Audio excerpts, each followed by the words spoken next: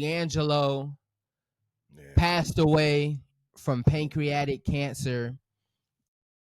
Unfortunate, something that was very, very crazy and unexpected. His son lost his dad and his mom because Angie Stone passed away. Yeah, apparently he had posted something about like it was, of course, breaking the news or whatnot, and he posted like an old video of him talking about his dad, and then something about like his dad leaving or something like that, and that's His son? unfortunate.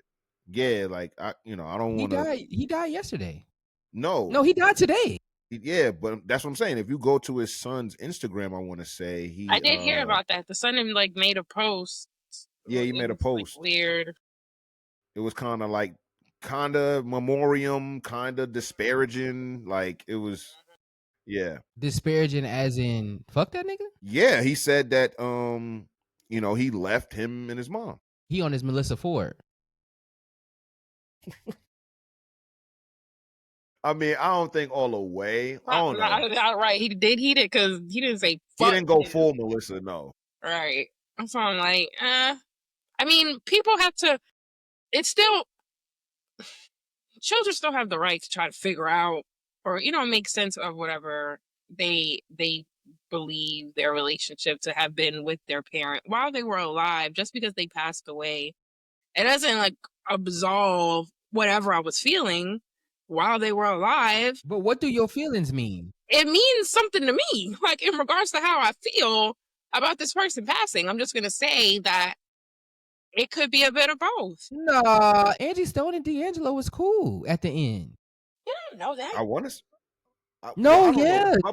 Public facing, I thought it was cool. I don't know what it was, but we don't know them personally, but And it ain't your business what your parents going through. It was more so about his father not being in his life, as opposed to like, you know what I'm saying?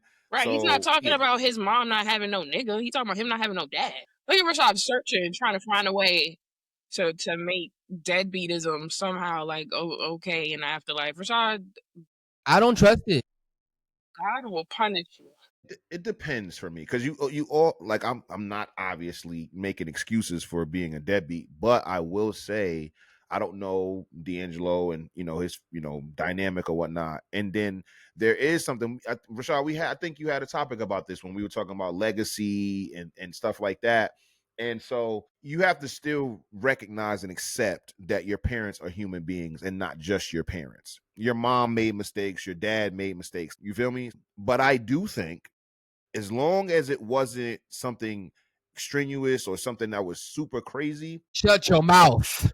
No, you shut should be able, your mouth. There should be a level of forgiveness that comes along with somebody dying, because there are so many people who feel terrible, like the person that's alive was in the wrong, and then the person that they did wrong or whatever, they're the ones who died, and then those are the people who cried the loudest at the funeral because they didn't get to patch it up. So I feel like on the inverse, if you feel like somebody did you wrong or whatever, and there is still love there. Like I said, if they were like abusing you all day, every day, then fuck them. But if it's somebody who was like, they're flawed people, man, you better forget that person, man. Having that hate in your heart ain't going to make you feel no more love.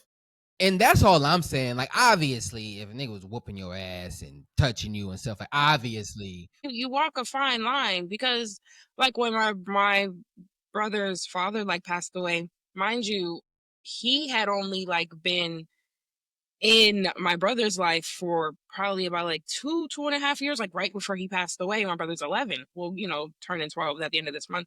So it was so sad for like my brother. And I remember I didn't know even that he was going to speak like at the funeral, that he had written anything. But when he like stood up and he spoke, he had wrote a poem, and he was just like, basically like, to, summarize it, he was like, I forgive you for us not being together for all those years, and I'm a little bit mad that right when you started doing it you died, but I forgive you. And I was like, I'm just bawling and I'm crying, but he had to like still, I don't even know like how your 11-year-old mind, computes those two things. But yeah, you still got to acknowledge that nigga was kind of on some fuck shit for most of my life, but he was just trying to like fix it and get it back right.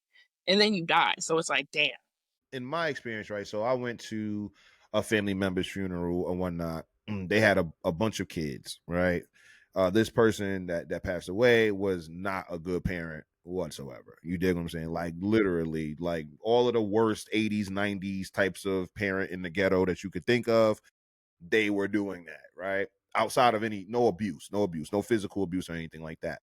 And at their funeral, their kids now being, young adults and adults and stuff like that, their daughter hopped on, was able to speak, and she literally said, like, I don't know whether to be sad or mad. And then in that time, I guess she was processing her feelings. She was like, I'm more mad. She told the entire the whole church that I know my parent is dead in his casket, but I am angry right now because they weren't there. They, you know what I'm saying? So I get that part. And that's the reason why. But I do look at that as an extreme case. Like that's not your average flawed parent. This was somebody who were like actively abandoning, actively, you know what I'm saying? Like it was all a crazy thing. I'll tell y'all more about that story off cam. But yeah, I've seen both sides of that where people are super, super remorseful and I forgive you, no problem. And then I seen people at the funeral being like, man, for all intents and purposes, like, yo, fuck them. You know what I'm saying? At the now funeral. Being a parent and like I think when we was young and we looked at our parents and we looked at parenthood as like this thing that you had to get to another level and you're mature and you did, and then now being a parent and just understanding that I'm just a human being, I have so much more grace for my parents. No, And literally it's never like I could never look at them and be like, why'd you do this? Right.